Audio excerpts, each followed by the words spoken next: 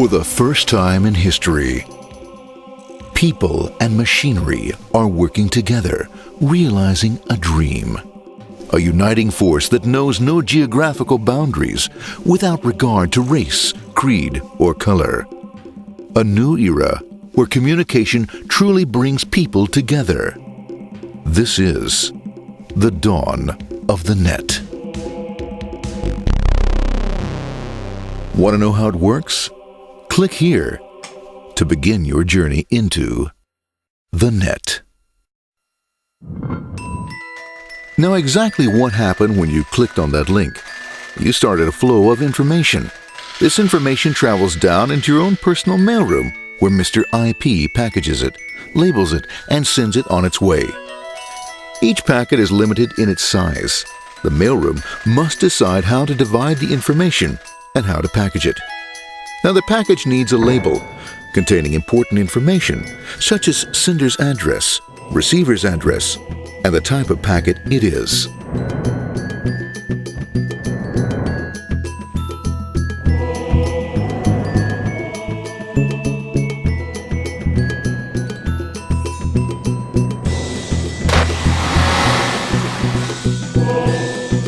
Because this particular packet is going out onto the internet, it also gets an address for the proxy server, which has a special function, as we'll see later.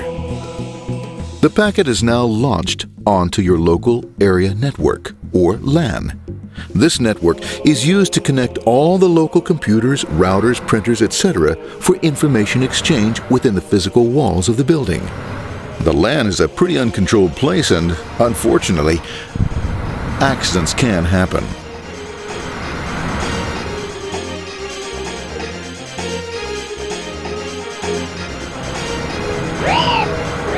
The highway of the LAN is packed with all types of information. These are IP packets, Novell packets, Apple Talk packets. They're going against traffic, as usual. The local router reads the address and, if necessary, lifts the packet onto another network. The router, a symbol of control in a seemingly disorganized world. Whoops, sorry about that. Let's go with this one here, this one here. This one goes here, this one goes here. I don't like this one. Let's go with this one. Let's go here. This left. Let's go with this one here. Another channel here. Let's put that one here. Another one there. Let's put that one here. There he is, systematic, uncaring, methodical, conservative, and sometimes not quite up to speed. Sorry. But at least he is exact, for the most part. That one was there, that one was there, and this one was there. Another one was there, that was there. He's behind him, he was there, he was there, one was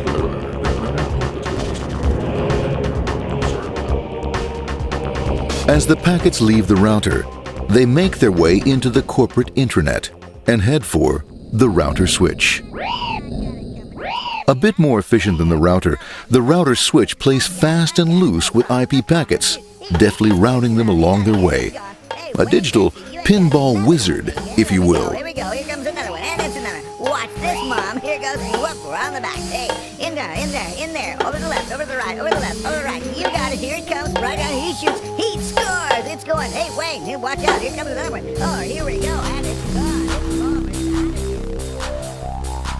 As packets arrive at their destination, they're picked up by the network interface, ready to be sent to the next level. In this case, the proxy. The proxy is used by many companies as sort of a middleman in order to lessen the load on their internet connection, and for security reasons as well. As you can see, the packets are all of various sizes, depending upon their content.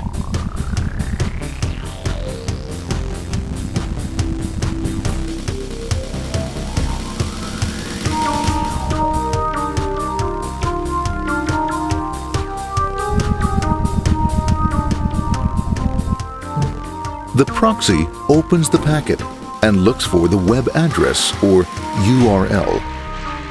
Depending upon whether the address is acceptable, the packet is sent on to the internet.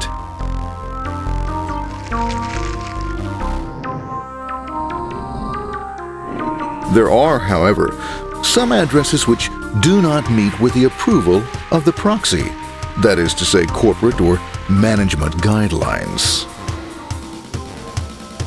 these are summarily dealt with. We'll have none of that. For those who make it, it's on the road again.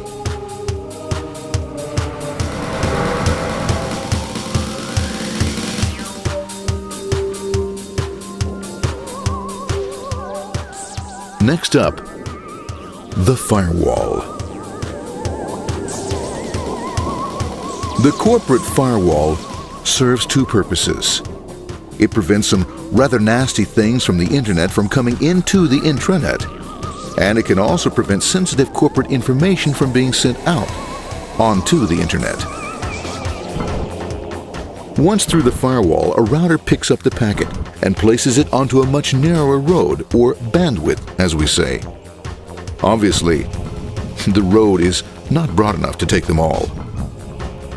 Now you might wonder what happens to all those packets which don't make it along the way.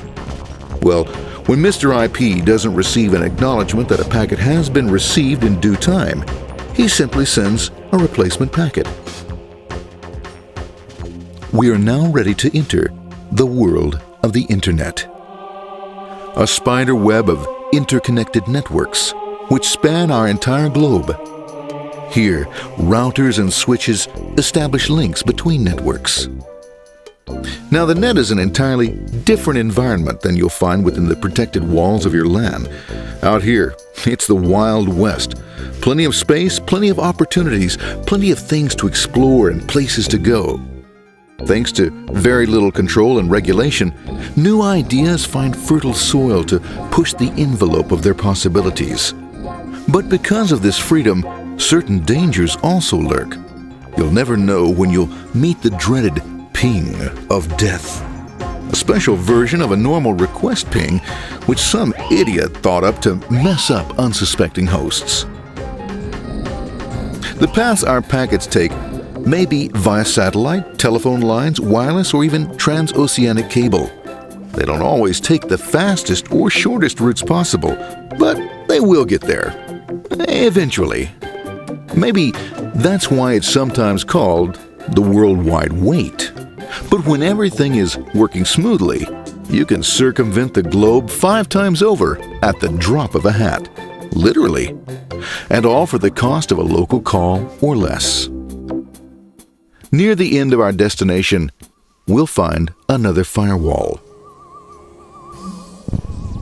Depending upon your perspective as a data packet, the firewall could be a bastion of security or a dreaded adversary.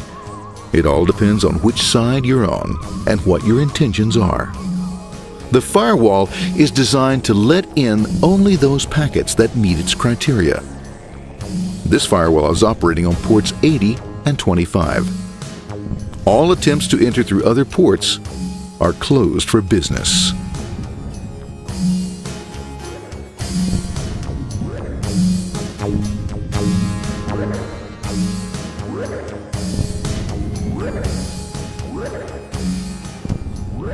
Port 25 is used for mail packets, while Port 80 is the entrance for packets from the Internet to the web server. Inside the firewall, packets are screened more thoroughly. Some packets make it easily through customs, while others look just a bit dubious. Now, the firewall officer is not easily fooled, such as when this ping of death packet tries to disguise itself as a normal ping packet. It's okay, go on, it's okay, no problem. Have a nice day, be out of here, bye. For those packets lucky enough to make it this far, the journey is almost over. It's just a lineup on the interface to be taken up into the web server. Nowadays, a web server can run on many things, from a mainframe to a webcam to the computer on your desk, or why not your refrigerator? With a proper setup, you can find out if you have the makings for chicken cacciatore or if you have to go shopping. Remember, this is the dawn of the net. Almost anything's possible. One by one, the packets are received, opened, and unpacked. The information they contain, that is, your request for information, is sent on to the web server application.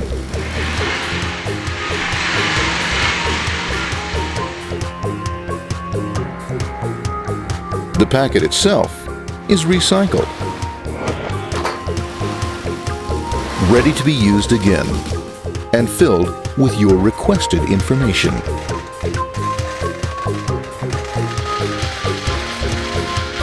Addressed and sent out on its way back to you. Back past the firewall, routers, and on through to the internet. Back through your corporate firewall.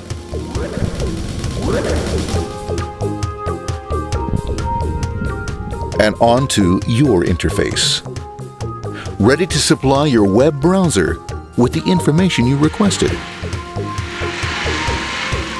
That is, this film.